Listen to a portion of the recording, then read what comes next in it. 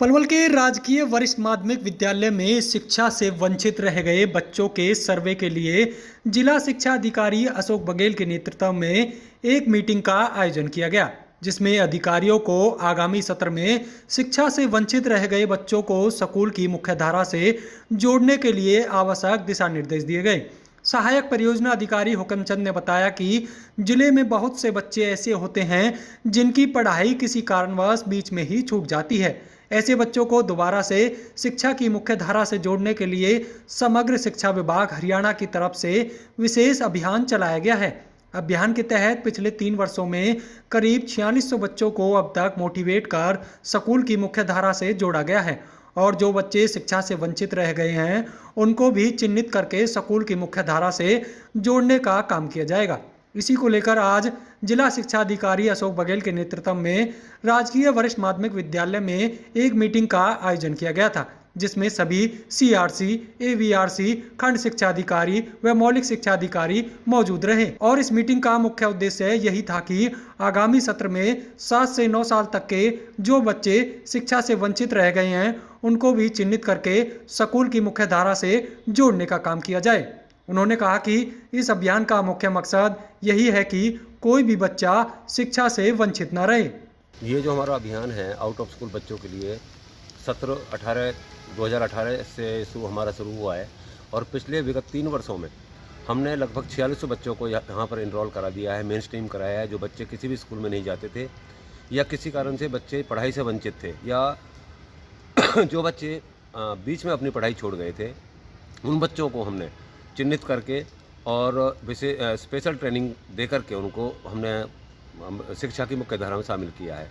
और इस साल हम जो हमारा सत्र चल रहा है 2021-22 का, इसमें 2604 बच्चे हमें पाए गए थे और इनमें से अब तक हम 1600 से ऊपर बच्चों को हम मेन स्ट्रीम करा चुके हैं और बाकी जो बच्चे बचे हुए हैं लगभग 800 बच्चे, उनको स्कूलों में दाखिला कराने का काम हमारा जारी है। किस तरह से टीम आपकी काम कर रही है, कैसे बच्चों को ढूंढा जाता है और किस तरह से जो शिक्षा की मुख्य धारा है उससे जोड़ा जाता है? इस वर्ष जैसे विभाग का जो लेटर हमारा आया था, आज उसी के रिगार्डिंग हमारी एक मीटिंग थी जिसमें हमारे ज़िले के सभी सीआरसी, चारों हमारे खंड शिक्षा अधिकारी, जिला शिक्षा अधिकारी, जिला बेसिक मौलिक शिक्षा अधिकारी इसमें शामिल हुए और ज़िले के सब जितने भी हमारे एबीआरसी हैं वो सभी इसमें शामिल हुए। और इसमें हमारा आज का जो मुख्य मकसद था कि अगले सत्र के लिए वर्ष जो हमारा सत्र होगा 2022-23, इस 2022-23 में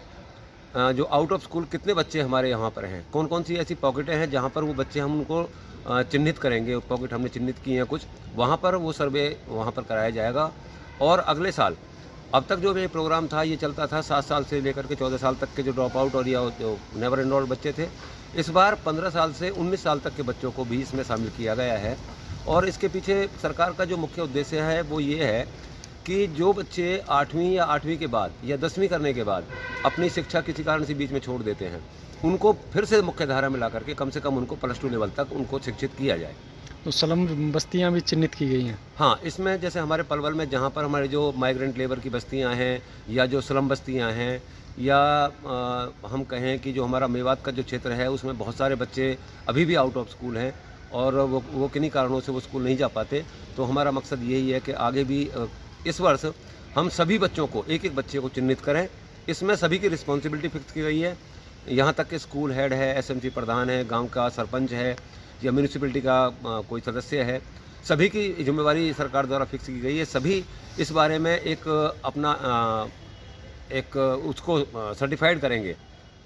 कि कोई भी बच्चा उनके इलाकों में आउट ऑफ स्कूल नहीं बचा है। कोई मैसेज डिलीवर करना चाहोगे अभिभावक को या बच्चों के लिए? मैं तो यही कहना चाहूँगा कि सरकार विशेष रूप से प्रयास लगातार कर रही है कि कोई बच्चा स्कूल जाने से वंचित ना रहे। तो मैं भी यही कहना चाहूँगा कि सभी अभिभावकों से कि वो अपने बच्चों को,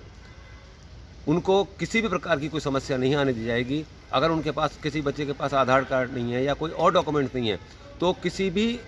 प्रमाण पत्र या किसी डॉक्यूमेंट्स की ज़रूरत नहीं है ऐसे बच्चों को दाखिले के लिए, और बगैर झिझक के वो अपने स्कूलों में जा करके अपने बच्चों का दाखिला कराएं। पलवल जिले की तमाम छोटी और बड़ी खबरें सर्वोदय टीवी आप तक पहुंचाता रहता है। आपके पसंदीदा चैनल द्वारा दिखाई गई खबरें आपको कैसी लगती हैं, चैनल आपके क्षेत्र की आवाज को बुलंद कर रहा है। आप सभी दर्शक सर्वोदय टीवी के FB पेज और YouTube चैनल को सब्सक्राइब कर सपोर्ट करें और खबरों से संबंधित जानकारी कमेंट्स बॉक्स में जरूर दें। धन्यवाद।